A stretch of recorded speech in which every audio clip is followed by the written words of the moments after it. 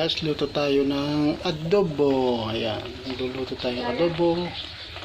Ayan ang apoy. Ayan, nagpabili ako sa anak ng kalahating kilong manok. Ayan for this video. Ayan ang apoy, nagluluto. Ito ingredients: toyo, DS vinegar, and magic syrup. Ayan, magic syrup. Ayan, dalawang yan toyo, magic syrup.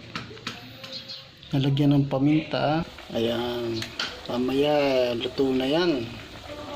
Yan ang mga pananghalian, siguro pangulang mga bata at saka ako. Ayan, for this video, shout out sa Timagpabili. Ayan, luto-luto lang pag may time.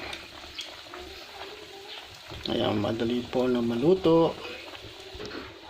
Ayan, tinakluban ko lang, maya-maya tayo ayan guys, mamaya luto na ang ating adobong manok. Ayan, ayun, nagluluto ng adobo. Maraming salamat guys, bye bye.